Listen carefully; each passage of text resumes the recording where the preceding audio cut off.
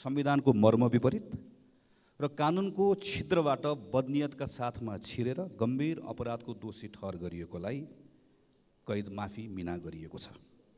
बदनियतका साथ भएको यो निर्णय गलत छ। यसको विरोध स्वाभाविक छ, वाञ्छनीय छ।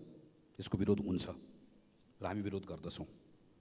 यो विषय अदालतको ढोकासम्म पुगेको छ, जसले हामी सबैलाई गिज्जाइरहेको छ। अदालत माथि पनि प्रश्न उठेको छ, किन अहिले म आउँछु।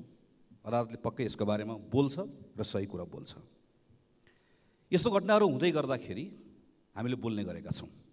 कहिले राज्यले ज्यादती गर्छ, त्यसका विरुद्ध पनि बोलेका छौँ।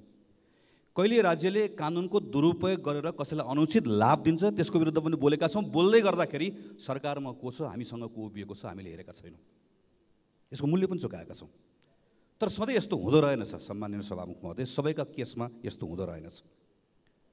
मैले यहीँभित्र हेरिरहेको छु कि को कतापट्टि बसेको छ, सरकारमा बसेको छ, दायाँ छ, बायाँ छ, आसनका आधारमा गरिने भाषणहरू बदलिने रहेछन्। यसले समस्या सृजना गरेको छ।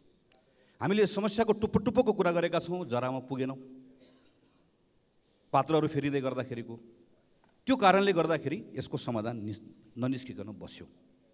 त्यसैले यो पटक जरासम्म पुग्ने एउटा अवस्था बनेको छ। जरासम्म पुगौँ भन्ने मेरो आग्रह हो।